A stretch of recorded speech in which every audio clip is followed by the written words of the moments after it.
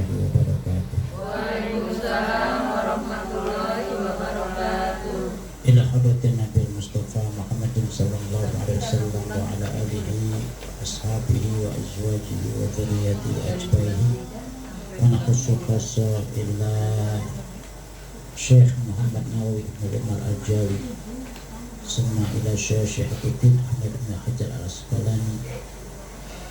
Lahum al-Fatihah.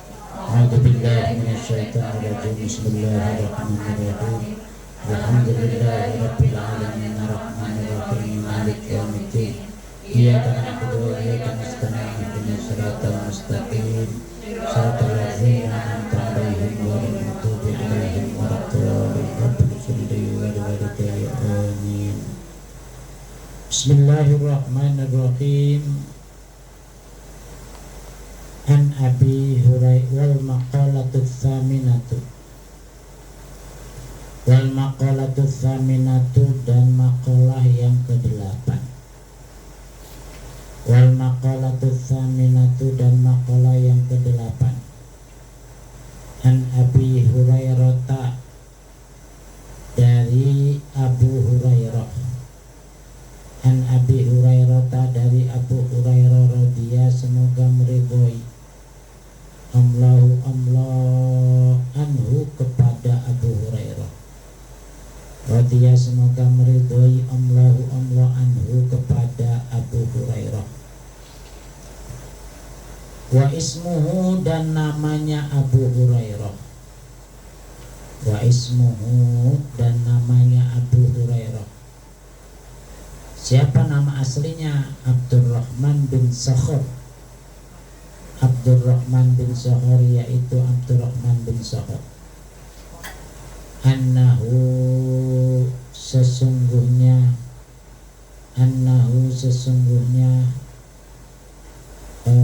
Abu Hurairah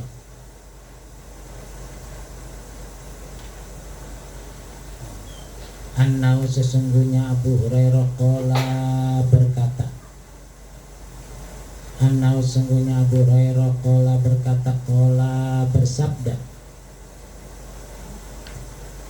Annahu sesungguhnya Abu Hurairah qala berkata, qala bersabda an-Nabi sallallahu alaihi wasallam, Nabi Muhammad sallallahu alaihi wasallam. Salasun bermula 3 hal. Salasun 3 hal. Munjiatun salasun itu 3 hal. Munjiatun yang menyelamatkan. Munjiatun yang menyelamatkan. Ay mukhlisatun maksudnya yang melepaskan. Ay mukhlisatun maksudnya yang melepaskan lisohibiha kepada pemiliknya. Lisohibiha kepada pemiliknya minal azabi dari siksa. Minal azabi dari siksa. Jadi ada 3 perkara yang kalau dilakukan maka yang melakukannya akan terlepas dari siksa. Wasalasun dan ada 3 muhlikatun yang menghancurkan atau muhlikatun yang menghancurkan. Muhlikatun yang menghancurkan. Ay muqiatun maksudnya menempatkan. Ay muqiatun maksudnya menempatkan lifa'iliha kepada pelakunya. Lifa'iliha kepada pelakunya fil halaki di dalam kehancuran. Fil halaki di dalam kehancuran. Fil halaki di dalam kehancuran. Wasalasun dan ada 3. Wasalasu darajatin wasalasu darajatin dan ada 3 derajat, wasalasu darajatin dan ada 3 derajat.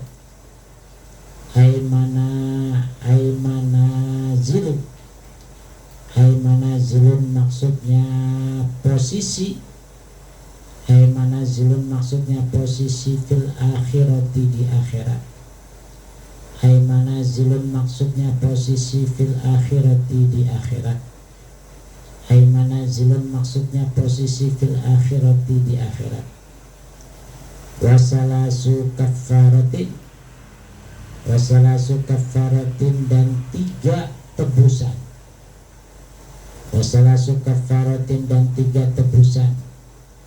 Wasalasu kafaratin dan 3 tebusan li dzunubi amiliha, li dzunubi amiliha kepada dosa orang yang melakukan, li dzunubi amiliha kepada dosa orang yang melakukan, li dzunubi amiliha kepada dosa, bagi dosa orang yang melakukan. Jadi ada 3 hal yang menyelamatkan orang dari siksa, ada 3 hal yang akan menjatuhkan orang dalam kehancuran, ada 3 hal yang menyebabkan orang diangkat derajatnya, dan ada 3 hal sebagai penebus dosa. Kita baca satu-satu. Ammal munjiyatu, amal munjiyatu adapun yang menyelamatkan, amal munjiyatu adapun yang menyelamatkan orang dari azab, amal munjiyatu adapun yang menyelamatkan itu fakhasyatullahi ta'ala fis sirri wal alaniyah, fakhasyatullahi ta'ala maka takut kepada Allah, fakhasyatullahi ta'ala maka takut kepada Allah, fakhasyatullahi ta'ala maka takut kepada Allah fis sirri,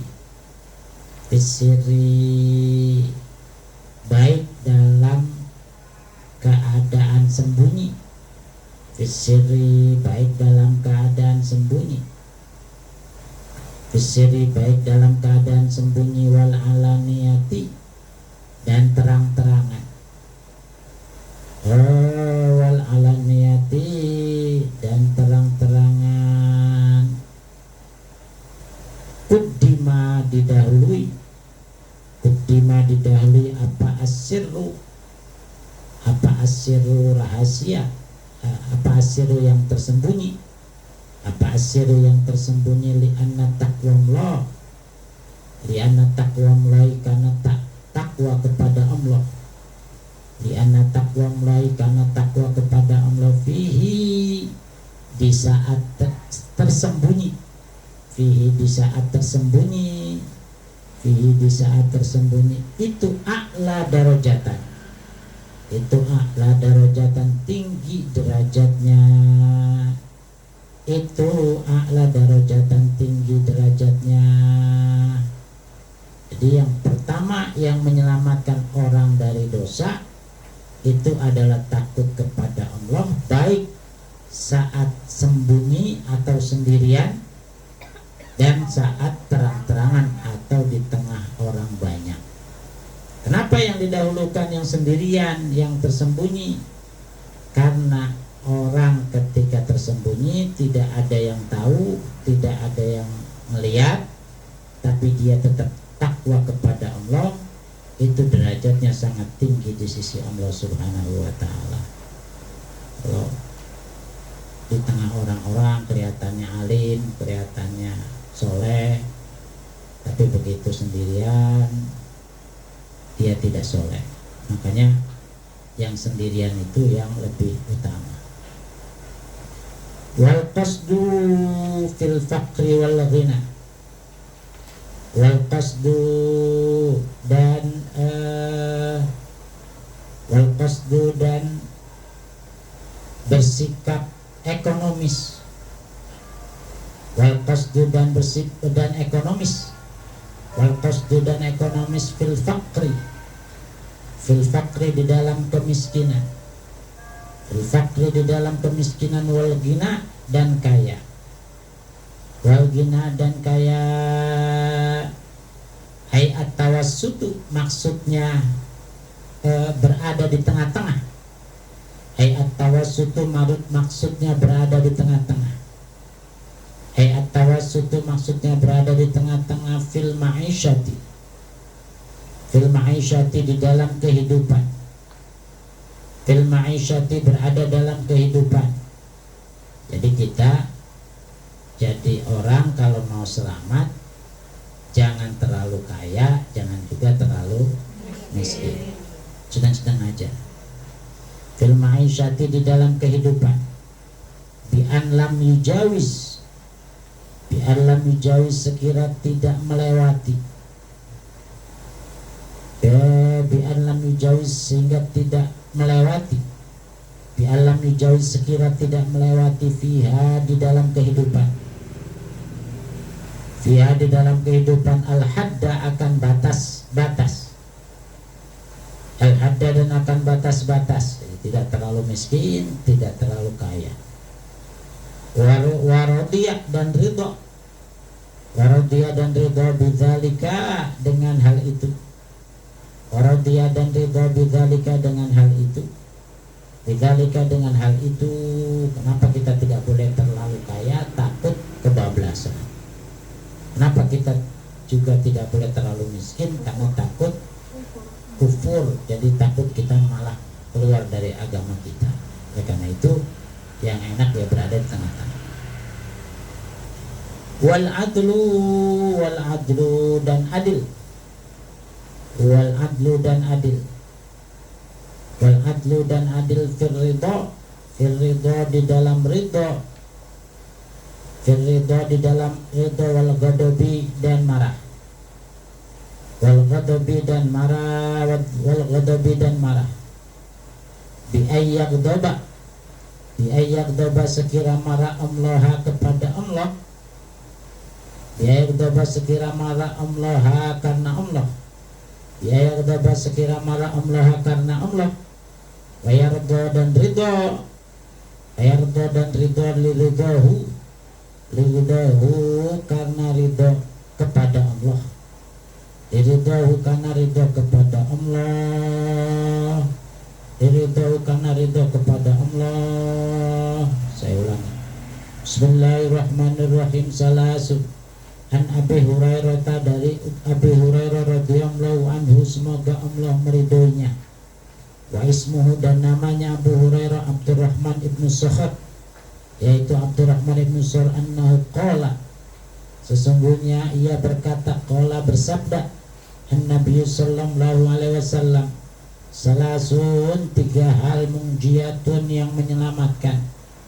Ai mukhlisatun maksudnya melepaskan li sahibiha kepada pelakunya. Minal adzabi dari siksa.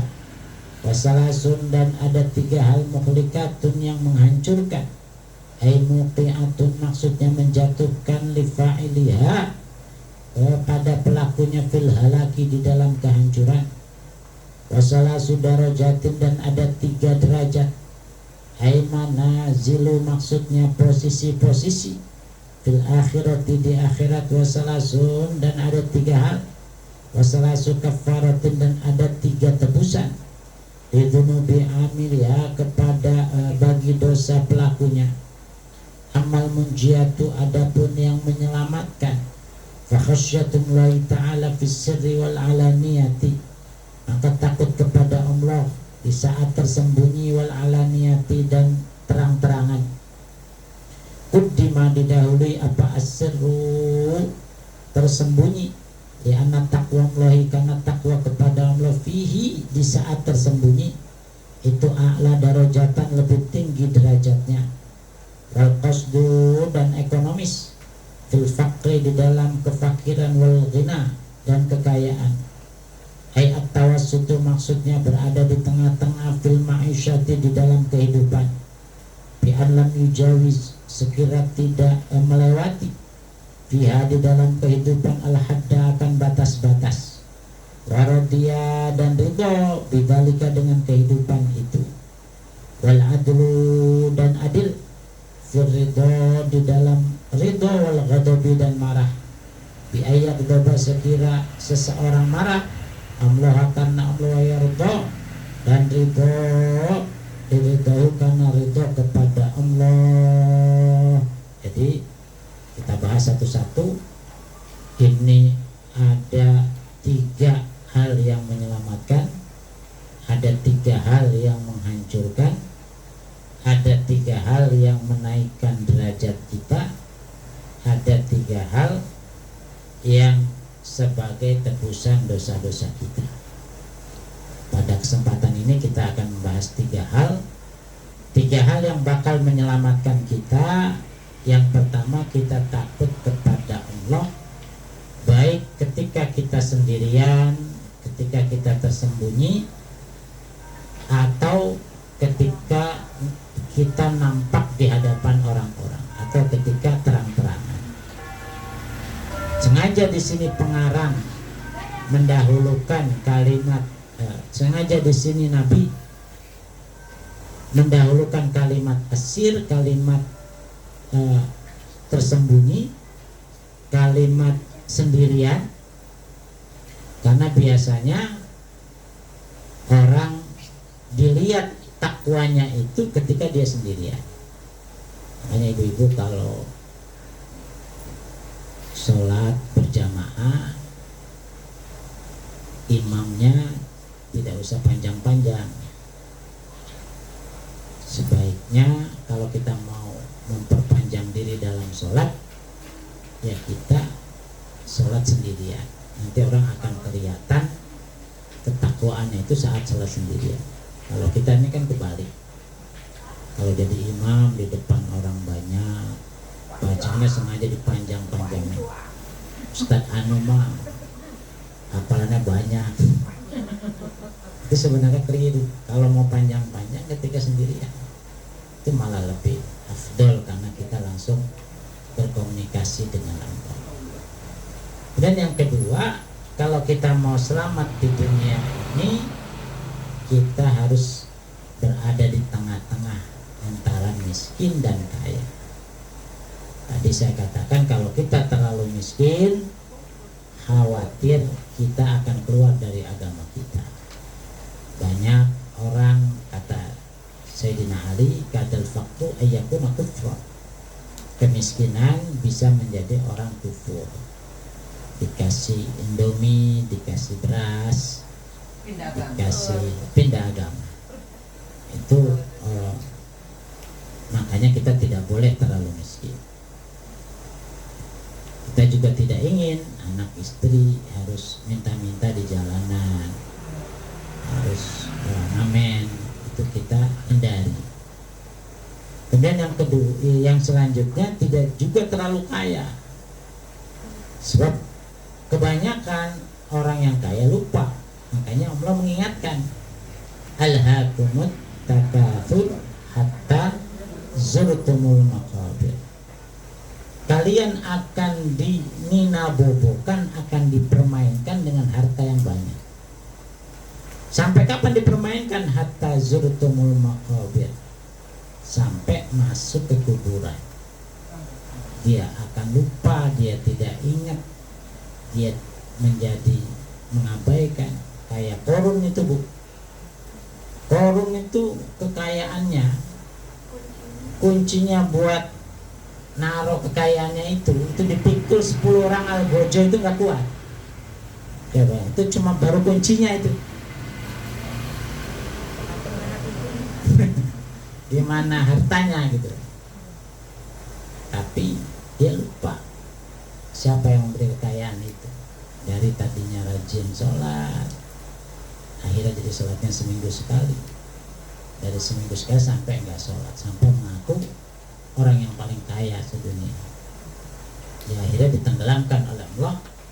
Dan kita sering menyebut kalau harta ada di dalam tanah namanya harta korun, maksudnya itu. Kemudian yang terakhir, kita harus berlaku adil di saat ridho dan marah. Maksudnya bagaimana? Kalau kita ridho kalau kita marahlah semata-mata karena Allah. Jadi jangan kita marah karena seseorang, jangan kita marah kepada seseorang, marahlah kita kepada semata-mata karena Allah. Kenapa demikian? Karena kalau kita marahnya karena emosi, tidak semata-mata kita marah karena Allah, nanti jadinya dendam. Makanya agama itu melarang kita untuk marah lebih dari 3 hari. Jadi kalau kita kesel sama orang, boleh marah, boleh. Karena kalau orang nggak bisa marah juga, bahaya. Ada di medsos itu, seorang suami akhirnya diceraikan oleh istrinya karena suaminya tidak pernah marah. Terlalu sayang sama istrinya. Mana istrinya nggak seneng? Kenapa nggak normal? Itu kalau dimarahin suami, ya senyum aja. Itu berarti suaminya normal.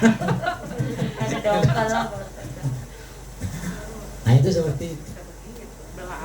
Nah makanya dalam agama kalau kita marah pun marah karena Allah. Marah karena Allah itu maksudnya gimana? Ya tadi, kalau kita marah sama seorang jangan lebih dari 3 hari. Itu marahnya karena Allah. Tapi kalau sudah berhari-hari, berbulan-bulan, nanti khawatir timbul sikap dendam dalam hati. Kalau sudah ada dendam dalam hati, tertitik dalam hati ini, kita sulit memaafkan seseorang. Kita akan melihat apa yang dilakukan oleh orang itu pasti jelek, walaupun bagus. Ngumpulin anak yatim di rumahnya, saudaranya aja banyak yang susah. Kalau kita benci sama orang, apa aja kebaikan yang dilakukan oleh orang itu akan terlihat jelek. Makanya kita tidak boleh marah karena seseorang, tapi marahlah karena Allah Subhanahu wa Ta'ala. Bagaimana marah kepada Allah itu? Jangan lebih dari 3 hari, itu marah karena Allah. Saya kira itu ibu-ibu sekalian, ini sebenarnya masih panjang ini, masih ada 3 pembahasan lagi. Tapi besok kita lanjutkan minggu depan. Baik, sampai sini ada pertanyaan terkait dengan yang saya sampaikan atau ada masalah yang lain, saya persilakan.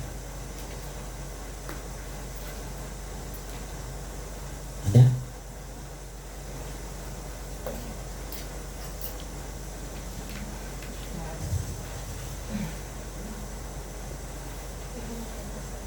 Tidak ada? Iya, silakan. Misalnya, maaf, kalau kita udah kesel sama seseorang gitu saking lamanya, terus kita udah dalam hati sih udah memaafkan, tapi nggak mau, kita kalau ketemu orang itu menghindari itu gimana, Ustaz? Tapi sini udah memaafkan lah gitu, cuma kalau ketemu orangnya masih kesel gitu. Ketemu gitu, iya, jadi kayak menghindar ya.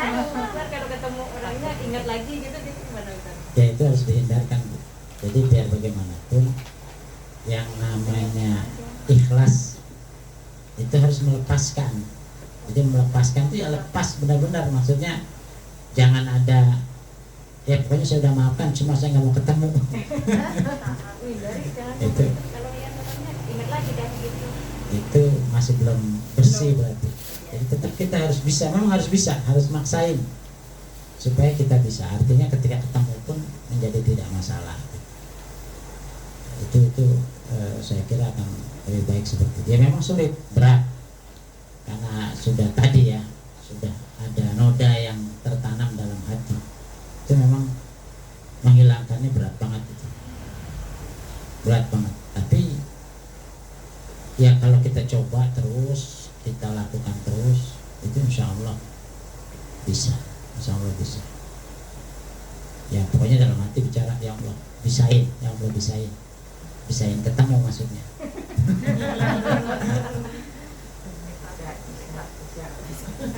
Tapi kalau misalkan dianya itu apa cuek aja gimana gitu? Ya Cuekin lagi gitu. bukan, kalau yang penting kan gini, ada satu hadis itu mengatakan bahwa kalau ada seseorang sudah minta maaf, kok yang dimintain maaf ini tidak mau, berarti sudah terserah. Dan orang yang seperti itu nanti tidak akan mendapatkan telaga Kautsar. Jadi siapapun yang salah, mau kita yang salah atau orang yang tersebut yang salah, yang memaafkan duluan ini sebenarnya yang paling baik. Jadi siapapun yang salah kita tidak lihat, kita tidak hitung lah. Yang penting kita meniatkan untuk memaafkan. Nah itu yang baik seperti itu. Jadi bagaimanapun itu yang dimaksud dengan wala afina nas. Jadi orang yang memaafkan orang lain meskipun kita berat ya, meskipun kita berat dan yang bersangkutan berat. Mungkin kita sudah mau biasa-biasa saja tapi yang bersangkutan enggak. Ya sudah, enggak masalah. Enggak masalah. Karena kita sudah berusaha. Kalau mau tidur tuh, ya Allah, saya memaafkan orang itu gitu ya Pak. Benar ya Pak? Iya. Terus supaya hati ini bisa ketarik. Jadi mohon pada Allah terus mudah-mudahan bisa bersih gitu, bisa lepas. Kalau orang nggak suka sama kita nggak masalah, yang penting kita jangan sampai tidak suka dengan orang. Yang penting begitu. Karena kan kita susah juga memaksa dia untuk bisa sama seperti kita. Kalau misalnya kita kan udah dekat sama seorang, dan kalau pas dia tiba-tiba terus ngomongnya nyakitin, kita udah sangat sakit hati, kita udah maafin plong gitu, tapi berusaha menjaga biar nggak sakit yang kedua kali gitu. Maksudnya boleh nggak kayak gitu? Sama kayak kita Menghindari jadi. enggak menghindar, maksudnya kita ketemu biasa, cuman enggak terlalu dekat, sedekat ini nyapa biasa, senyum biasa, ngobrol biasa, cuma seperlunya gitu, enggak sedekat dulu lagi gitu misalnya. Ya memang kalau kita tujuannya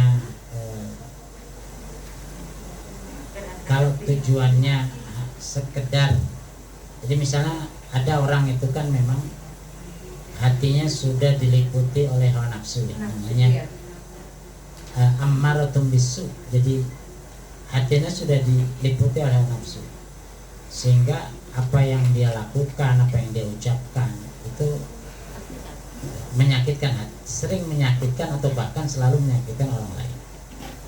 Kalau kita niatnya hanya dalam arti untuk menghindar, supaya kita memang tidak menjadi sakit hati atau terkena sakit hati oleh lontaran ucapannya, oleh perbuatannya. Kalau niatnya seperti itu tidak masalah. Kalau niatnya seperti itu tidak masalah. Cuma ketika kita ketemu, kita papasan, nggak masalah, biasa saja kita